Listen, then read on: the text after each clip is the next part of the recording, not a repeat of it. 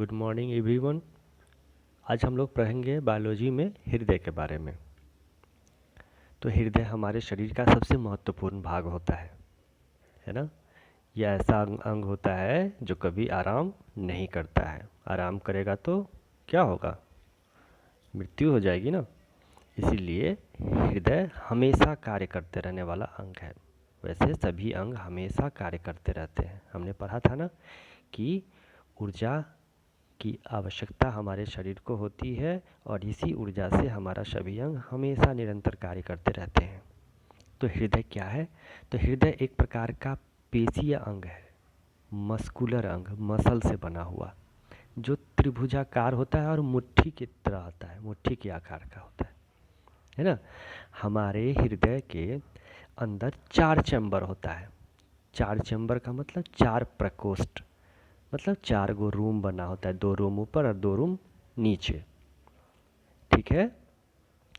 और क्या होता है कि ये 4 चैम्बर आखिर होता क्यों है? तो इसलिए होता है कि हमारे शरीर में 2 प्रकार के रक्त होंगे। एक ऐसा रक्त जिसमें कार्बन डाइऑक्साइड घुला होता है ना।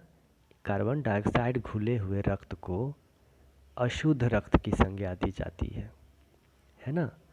और दूसरा रक्त होता है जिसमें कि ऑक्सीजन की मात्रा होती है, इसको कहते हैं शुद्ध रक्त, है ना। हमने पढ़ा था कि जब हम सांस लेते हैं तो ऑक्सीजन लेते हैं और ऑक्सीजन हृदय से क्या होता है,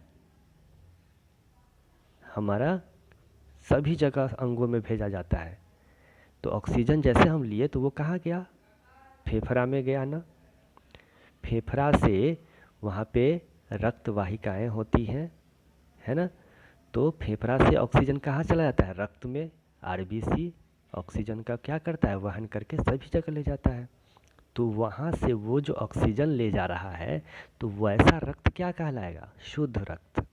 क्योंकि ऑक्सीजन ले जा रहा है तो वह ऊर्जा के लिए काम करेगा, तो यह कहलाया शुद्ध रक्त। और जो शरीर में है ना श्वसन की प्रक्रिया होती है तो कार्बन डाइऑक्साइड निकलता है। तो कार्बन डाइऑक्साइड को तो शरीर से बाहर निकलना चाहिए ना। तो रक्त ही उसको लेकर आता है कार्बन डाइऑक्साइड को फेफड़ा के पास, फिर हम सांस छोड़ते हैं तो बाहर निकल जाता है। तो रक्त जब कार्बन डाइऑक्साइड को लाता है तो वह कहलाया अशुद्ध रक्त। समझ में आ गया कि जब रक्त ऑक्सीजन को लेके ढो रहा है, उसका वहन कर रहा है, तो वह रक्त कैसा रक्त कहलाएगा? शुद्ध रक्त, है ना, ऑक्सीजनीकृत रक्त। और वैसा रक्त जो कार्बन डाइऑक्साइड को ढो के ले जा रहा है वह कहलाएगा अशुद्ध रक्त, है ना, या विऑक्सीजनीकृत रक्त। ये समझ में आ गया। तो होता क्या है कि यह ऑक्सीजन वाला रक्त, शुद्ध रक्त और अशुद्ध रक्त आपस में मिल ना जाए, है ना, क्या होगा? मिक्स हो जाएगा ना। तो ये आपस में मिल ना जाए, इसीलिए 4 चैम्बर हमारे हृदय में रहता है। 4 ठो रूम रहता है, 2 ऊपर और 2 नीचे। और आपस में क्या होता है? दीवार से बटा होता है ना। उसमें भाल्व लगा होता है, एक चैम्बर से नीचे दूसरे चैम्बर के बीच में एक भाल्व जैसा होता है ना। जैसे कैसे साइकिल में वाल्व होता है हवा निकलने के लिए, उसी तरह से हमारे हृदय में भी वाल्व होता है ताकि ऑक्सीजन सीधे न चले आए, है ना। जब ज़रूरत हो तो ज़रूरत के हिसाब से आगे यात्रा करे, वो एक जगह से दूसरी जगह जाए, है ना। तो हमने क्या देखा कि हृदय में क्या होते हैं? 4 चैम्बर होते हैं। तो ऊपर वाला जो चैम्बर होता है, यहाँ देखते हैं, देखें, ये 4 चैम्बर हुआ इस तरह से, ऊपर 2 ठो और 2 नीचे। तो ऊपर वाले चैम्बर को अलिंद कहते हैं, है ना।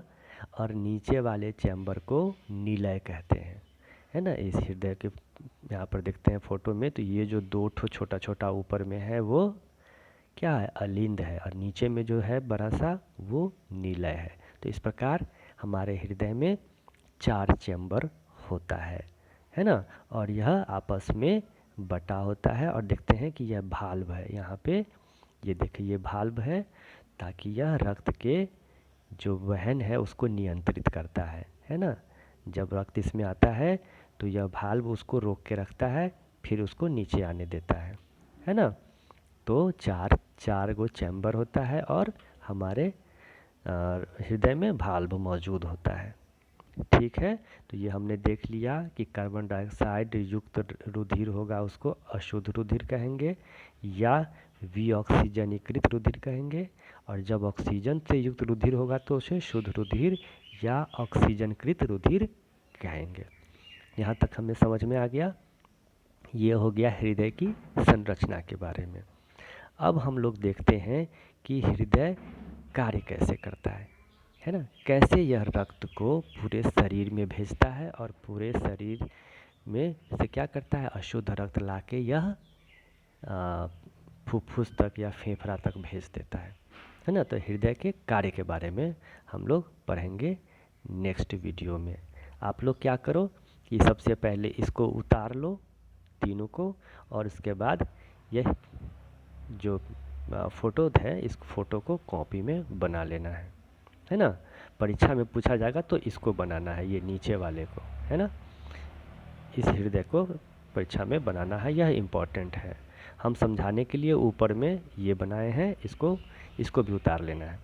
ठीक है, तो आप तीनों को उतार लो।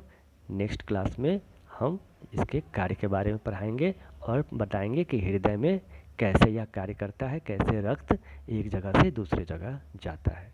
धन्यवाद।